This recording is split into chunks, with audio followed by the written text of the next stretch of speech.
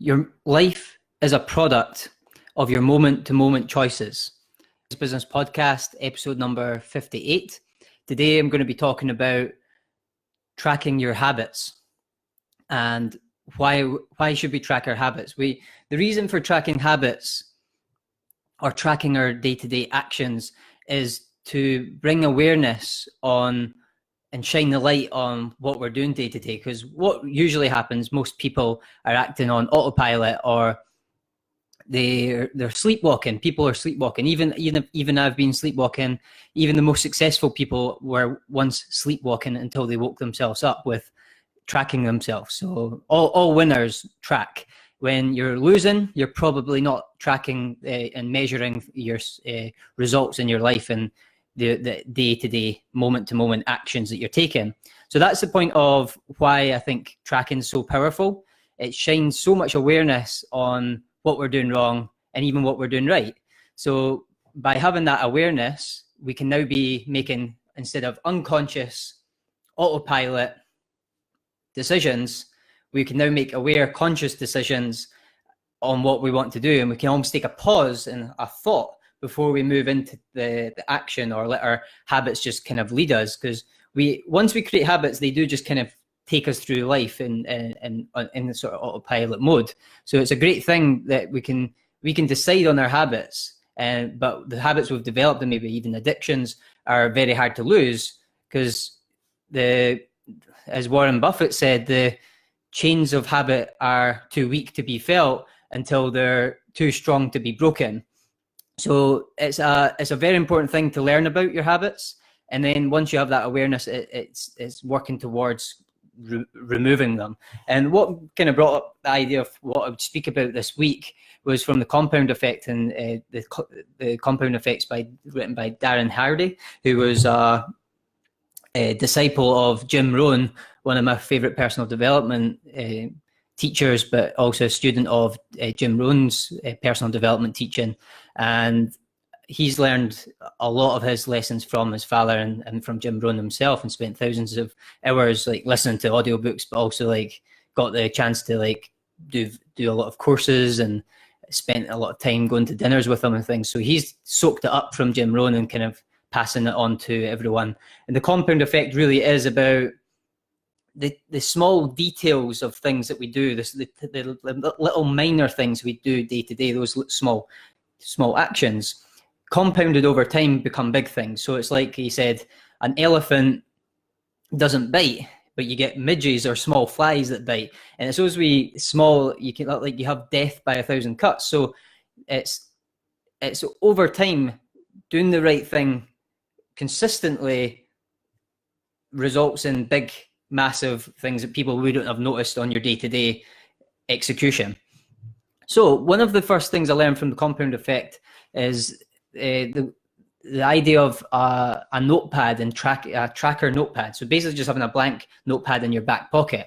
And this came from, Darren Hardy mentioned a story where he was picked up by his accountant, and the accountant noticed that how much he had spent and he hadn't saved any money for his tax. And again, Darren was actually spending money on autopilot and wasn't really aware of what he was spending. He said a good way of putting it was, it was like the water was it was like water on his hands was just going through his hands, and it was invisible to him. He couldn't see what was happening. It was just like water going through his hands. That was what was happening with his cash, with his money. So it's the point of what the accountant gave him, just a notepad to write down every expense that he had. So if he bought $1,000 suit to a cup of coffee, he would write it in each time he spent anything. And it was the pain of getting the notebook out, actually, that and the awareness that gave him after doing. So he would have a blank sheet for each day. So the whole day you would write down absolutely every expenditure that you had. And that simple action step for the awareness of that, of what he'd spent, and looked at it, even put the price next to it.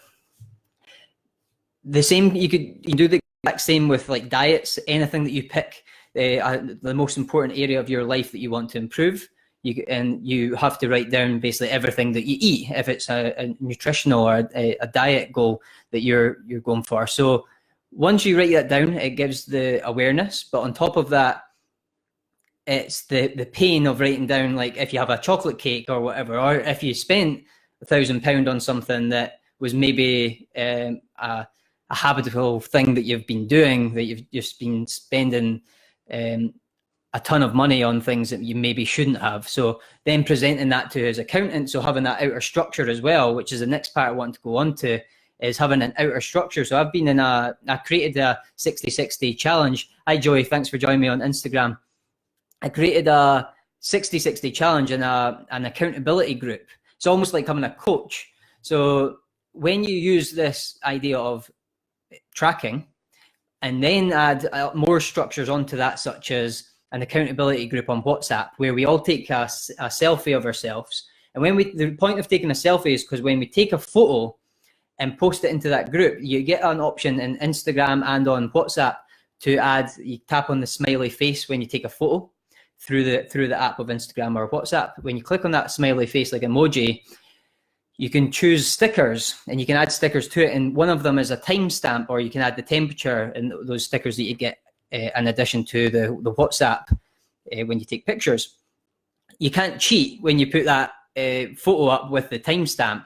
And if people don't put this timestamp in, we'll flag them up for that. So we've got a bunch of rules inside this WhatsApp group, and we take a selfie when we get up at 5. Well, I'm getting up at 4:45, so I'll take a selfie. We give ourselves maybe a 10-minute leeway to wake up and then take the photo of ourselves in some type of light. And then what that does with a group of about 10 to 12 of us, we can all see who's kind of following and sticking to their plan. We're all trying to help each other. So it's a community we're building and a supportive community. But I have to be the leader of the group and be a bit hard on people as well. I've kicked people out. I've flagged them up for that. I've teach them lessons from the lessons I've learned about moving from being a night owl all the way to what I'm doing now, getting up at 4:45 a.m. and not feeling more tired. So that kind of the amount of tracking that I'm doing on just this with, I've also got a 60-60 challenge sheet up here. I've actually got one of them right here just to show you. And this was something out of the One Thing by Gary Keller. And that was a great book about habits. But really what the point of the 60-60 challenges is getting that tick and getting momentum behind you. So once you've got about 6 ticks in a row, you're off, it feels like. So there's people up at day 14 in this WhatsApp group challenge for waking up at 4:45 a.m. in the morning. But again, this is just examples. You can imagine using this tracker, using an accountability group, or even a coach watching over you.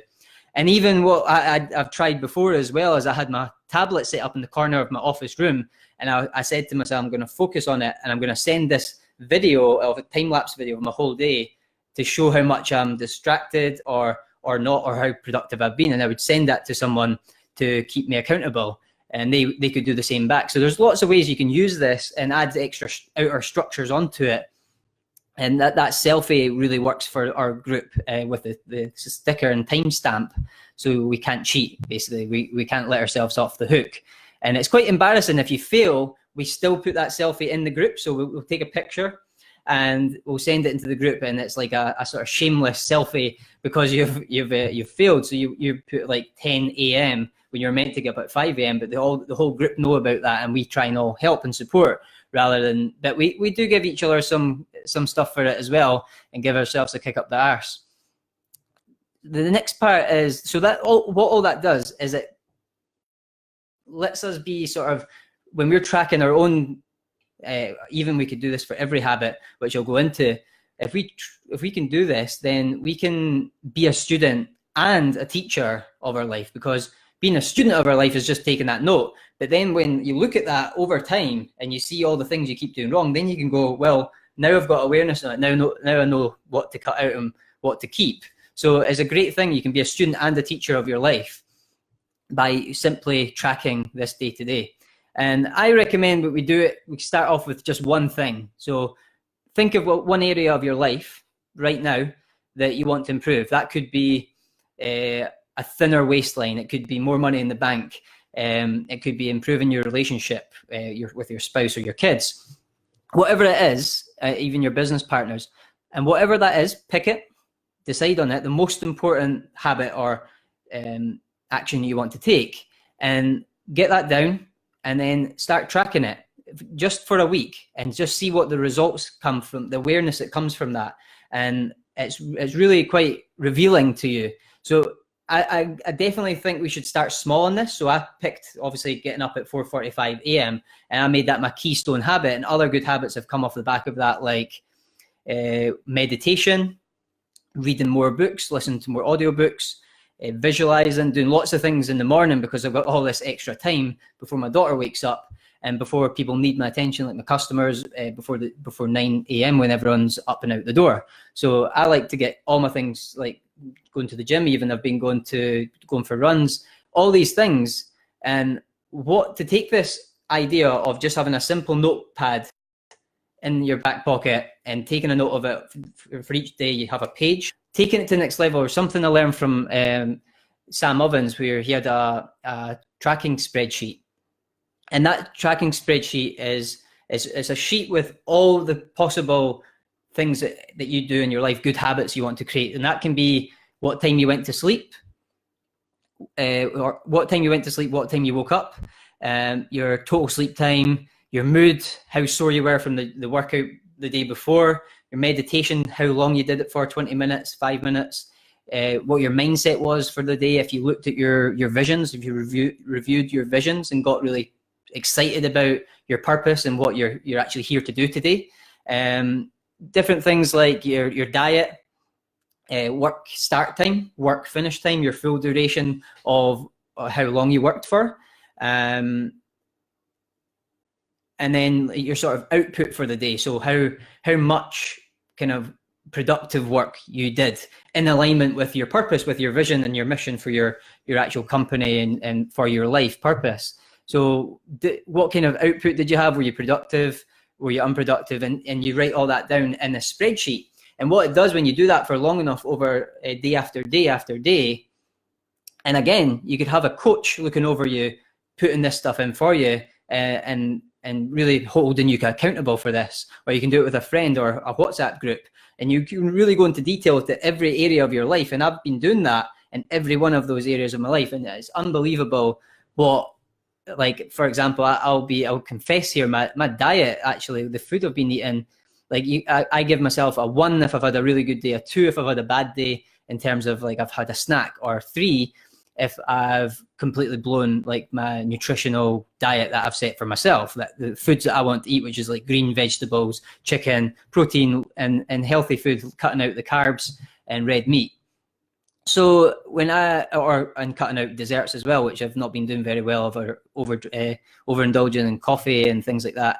And that could be alcohol and things for you as well. But there's a number of things I've been tracking myself, and just that awareness and seeing, oh, my diets. I had an identity that was a healthy, eating well, and I just realized by looking at that for day after day, by inputting that information into the spreadsheet or onto a whiteboard, onto Notepad, however you do it, it's that act of actually writing it down and going, oh, I didn't do that great today, and then writing it in again the next day and giving yourself like a 3, as in bad diet, for that day, over and over and over, or 0 minutes of reading, 0 minutes of audiobooks, 0 minutes of meditation. And if these are important goals or habits you want to establish, and you've given yourself 0 and you've not done any minutes, or no productivity's happened, you've got to your desk too late in the day, like 12 p.m, over and over and over, you can see actually where you're going. And that's what the compound effect is. These small actions you take day to day to day, compounded over time, become your sort of where you'll be in 10 years. So looking at this day to day to day is so important, because then you have the awareness now, and you can start taking conscious decisions on where you want to change that direction. So if your diet's been really bad over the past 5 days, and you go, right, well, I need to make some changes on what I'm eating. Thanks for your comment, Joy. He says, so powerful, habits are key. I like using Habitbull as well to track the habits. So that's Habitbull. Is that an app, Joy? Let me know. This is definitely up your street, this kind of stuff. So that's the idea of tracking our day. And I hope this really helps you when ideally, I want you to take some type of action from watching this video to the end. So what that action is pick a category of your life. All the examples of habits that I've just explained to you there. If it's waking up early, you just take a note of that every morning, and even take a note of what time you went to sleep at, or join my WhatsApp group, which is the 60-60 challenge to wake up, and you pick the time that you want to wake up at. You could also pick, like, if it's a diet, if it's making more money, whatever it is, and just start taking note of how much money you made that day, how many sales calls you made, and just pick one thing and track that every day in a notepad. And that's a simple way to start trying this out. And then in a week's time, I bet you'll want to choose another area of your life. And then you'll want to know about the spreadsheet, and then you want to track your whole life, because you see the results that you get from just tracking one habit. And I can almost guarantee that to you if you stick to the plan, because it's just the amazing awareness that comes from tracking your moment-to-moment decisions. There was a point I wanted to make back about the accountability group and having coaches and ideas. On top of that, imagine, like I talked about being filmed. There's a philosophy that it was Immanuel Kant said, that acting according to the maxim whereby you can at the same time will it should become a universal law. So what that statement really means is, if like the way that you act day to day, your habits and everything you do was to be the kind of universal law for the world and how you would want, so it's like being the change that you want to see in the world. And do you want your children to take those habits from you? Do you want your spouse to take that, your friends, your business partners, your team? So act in the way that you want to see others act as well, and kind of hold yourself accountable, because in the end, all of this is great. I won't lose sleep over whether you track your day-to-day habits, because it's in the end, it's up to you. It's up to you to make those changes in your life. So I hope you try it out. Let me know if what you're tracking and how successful you've been. I would love to know. And thanks for watching, everyone. Thanks for watching Joy on Instagram and everyone else.